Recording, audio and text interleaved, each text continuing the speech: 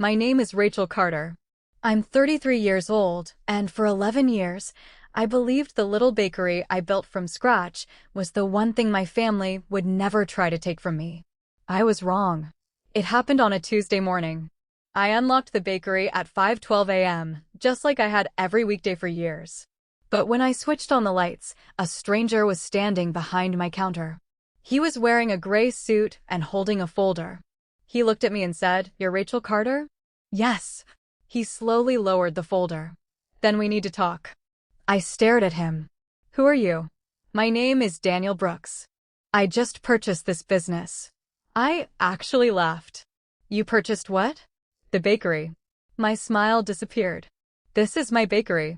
Daniel looked uncomfortable. "I have documents proving otherwise." My hands went cold. "What documents?" He opened the folder. There was a purchase agreement. The business name. The address. The equipment. The inventory. Everything. And underneath the seller's name was my father's signature. I stared at it. My father had no right to sell my business. I had started the bakery with $18,000 of my own savings. I owned the business. I paid the rent. I signed every supplier contract. I hired every employee. My parents had helped me during the first year, but the bakery was mine. I called my father. He didn't answer. I called my mother. She answered after the fourth ring. "Rachel, did Dad sell my bakery?" Silence. That silence told me everything. "Mom, please don't make this harder than it needs to be." I couldn't believe what I was hearing. "You sold my business?" "We transferred it." "You cannot transfer something you don't own." "Your father handled the paperwork." "That isn't an answer." My mother's voice became quiet. "Your brother needed the money." I closed my eyes. Of course, my younger brother, Tyler, had been struggling with debt for years. But this wasn't his business. "Where is Dad?" "He's with Tyler." I hung up. Daniel looked at me. "I'm guessing you didn't authorize the sale." "No." He sat down. "Then I think you need to see something else." He handed me another document. It was a company registration. A new company had been created 6 months earlier. The owner was listed as Rachel Carter. I stared at it. "I didn't create this." Daniel nodded. "That is what concerned me." "Why?" "Because the company that supposedly owned your bakery signed the sale agreement." I looked at him. "What company?" "Carter Bakery Holdings, LLC." I had never heard of it. Daniel leaned forward. "I bought the bakery believing the company was legitimate. But yesterday, my attorney found something strange." "What?" "The bank account connected to the company was opened using your driver's license information." My heart stopped. Someone had used my identity. And then I realized something even worse. My mother had said my brother needed the money. "Daniel, how much did you pay?" He hesitated. $240,000. I felt dizzy. "Where did that money go?" Daniel looked at the paperwork. Most of it went to a personal account belonging to Tyler Carter. I immediately called my brother. This time he answered. "Rachel, where's my money?" He didn't respond. "Tyler, you have 5 seconds. Mom said you'd understand." "Understand what?" "You weren't using the bakery anymore." I stared at him. "I worked there this morning." He became defensive. "You were talking about opening another location. So you sold the first one?" "I didn't sell anything." Daniel Brooks is standing in my bakery with a purchase agreement bearing Dad's signature. Tyler went quiet. "Tyler, I was going to pay you back." "How?" "Once the investment worked." "What investment?" Silence. Then I heard my mother in the background. "Tyler, give me the phone." I hung up. Daniel looked at me. "Do you have any idea what happened to the money?" "No." Then my phone buzzed. A message from my brother. "Please don't call the police." I stared at those words. I hadn't mentioned the police. That was when I knew. Tyler knew exactly what he had done. I called an attorney. By noon, we had discovered that my father's signature had been copied from an old loan document. My identity had been used to establish the fake company, and the money from the sale had been transferred into Tyler's account. But there was another surprise. The $240,000 wasn't sitting there. Tyler had already transferred almost all of it into an investment account, and the investment had collapsed. He had lost nearly everything. My parents had known. For months. They hadn't told me because they believed Tyler could recover the money before I discovered what happened. Then Daniel entered the picture. Tyler panicked. My family decided the easiest solution was to sell my bakery before I noticed. They didn't think I would question the paperwork.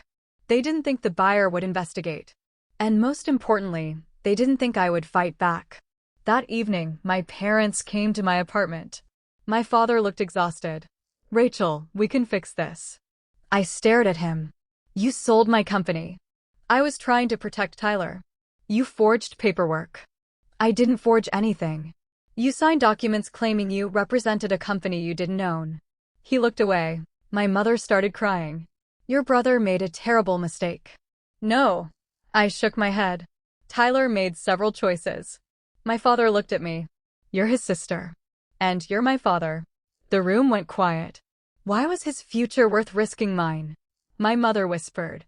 "Because you were always the responsible one." I couldn't believe it. "So you punished me for being responsible?" Nobody answered. The next morning, my attorney filed the necessary claims to challenge the fraudulent sale. Daniel cooperated fully. And, surprisingly, he didn't want my bakery anymore. He told me something I'll never forget. "I thought I was buying a business. I didn't realize I was buying into someone else's family crisis." He returned control of the bakery while the legal dispute was resolved. The investigation eventually proved that I had never authorized the company, never approved the sale, and never signed the documents. My father faced serious legal consequences for his role. Tyler had to deal with the financial and legal fallout from the scheme. My mother wasn't charged, but her relationship with me changed permanently. She kept saying she had only wanted to protect her son. Eventually, I asked her one question. "Would you have protected me if I had done this to Tyler?" She didn't answer. I didn't need her to. I reopened my bakery 3 months later. I changed the locks, changed the business banking information, changed who had access to my records. And for the first time, I stopped confusing family with automatic trust. Tyler eventually sent me a letter. He apologized. He said he had convinced himself he was only borrowing my success temporarily. That sentence bothered me more than the money. Because you don't borrow someone's property without asking. You take it. And you don't protect family by secretly sacrificing one person to save another. You create a pattern. My bakery survived. My family changed. And I learned something I wish I'd understood much earlier. Being the responsible child doesn't mean you're responsible for rescuing everyone else. Sometimes people become comfortable taking from the person they believe will always recover. They mistake kindness for permission. They mistake patience for weakness. And they mistake family loyalty for unlimited access. My parents thought selling my bakery would save my brother. Instead, it exposed exactly how far they were willing to go to protect him. I didn't destroy my family. I didn't take revenge. I simply refused to let them rewrite ownership, truth, and trust just because we shared the same last name. Today, my bakery is still open. And above the front door is a small sign I put there after everything happened. What you build deserves to be protected. I don't know if my relationship with Tyler will ever return to what it was. Maybe it shouldn't.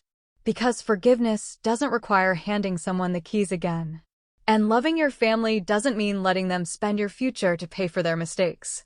So tell me honestly, if your family secretly sold the business you built to save a sibling from debt, would you fight to get it back, or walk away and start over?